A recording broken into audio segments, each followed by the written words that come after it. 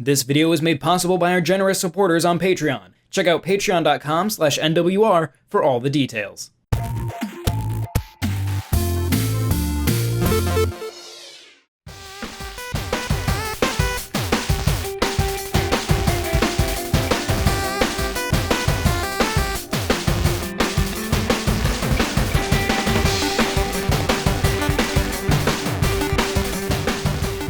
A number of concepts have come to be a constant in video games over the past few years, with some of the primary ones being roguelike, procedural generation, and platformer. In that same time period, developer Cleversoft has been working on EarthNight, a game first announced in 2014 that is now launching on the Switch, and a number of other platforms. It's a dazzling auto-running platformer with hand-drawn graphics and a good number of smart roguelite elements that help to make the relatively short experience highly replayable and layered with secrets. To begin, EarthNight is somewhat inscrutable. After picking one of two characters, you are immediately thrust into a constantly moving level. Finishing that reveals that you are skydiving from space to reach Earth, waging war against dragons in the process, as there is some form of dragon apocalypse happening.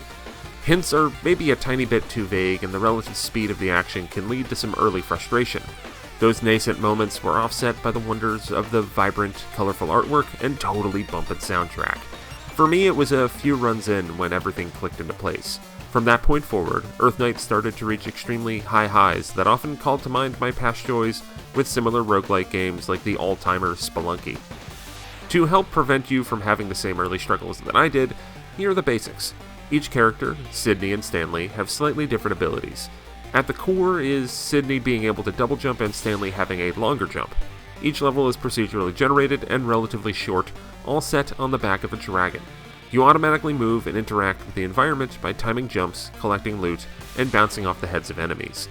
The levels are very tall, though your view of the action is typically narrower, which gets annoying at times because you regularly have no idea what's in front, above, or below you. I often took damage in frustrating ways because something met me just off screen. To close each level, you reach the head of the dragon and then must attempt to kill it, earning very precious loot in the process. For some dragons, it's all about timing your attacks to do the most damage. For others, you're just button mashing.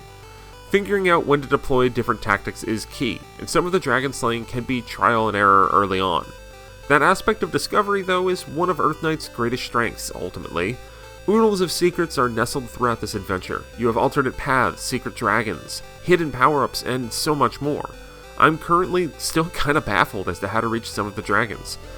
A full playthrough, if you can survive, can take about 20 minutes or a half an hour, as it generally consists of maybe a dozen stages. But survival is the watchword, as only savants are going to burn through this adventure right at the start. When you die, you restart, which will start to showcase how generic loot you collect is turned into water, which, when combined with dragon eggs and body parts, can unlock power-ups that give you more abilities during subsequent runs. You can get more attack power, discover a reflecting shield, and essentially get an extra jump. Gaining and leveling up these power-ups is the key to making your runs last longer, so you can slay more dragons, look for more secrets, and complete the game. With that in mind, once you start to puzzle out EarthNight's secrets, the path forward is rather focused on grinding out upgrades. While the procedural generation and many mysteries can keep it varied, you're still running through a lot of the same dragons with the same enemies and the same tactics. You do have the ability to skip early dragons if you're nimble enough, but even still, much like similar roguelite experiences, the focus on repetition is core to the gameplay loop. It's still enjoyable, but that recurrence wears thin on autorunners more than most genres. Thankfully, EarthNight wins the day with its enthralling style and art, packing in so many secrets inside its distinctive look. A few issues crop up, chiefly the narrower viewpoint during the fast levels, and some long-tail grindy repetition, but the overwhelming killer vibe of this uniquely beautiful video game can make it really something special, even if dozens and maybe hundreds of games have made use of terms like roguelite, procedural generation, and platformers since EarthNight was first revealed half a decade ago. I highly recommend EarthNight. It's a really enjoyable autorunner platformer from some Philadelphia developers over at Cleversoft. And yeah, it took 5 years for it to come out, and now it's finally here! So that's really cool. It's always great to see people, start a game, take some time with it, and come out with something that came out really great. So go check out EarthNight. Thanks for watching. Bye.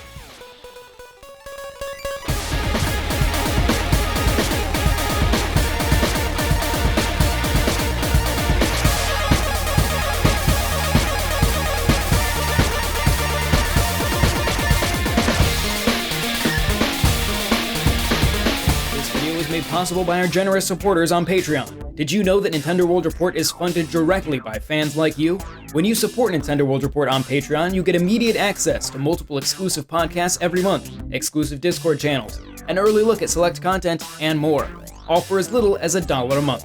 Check out patreon.com/NWR for all the details.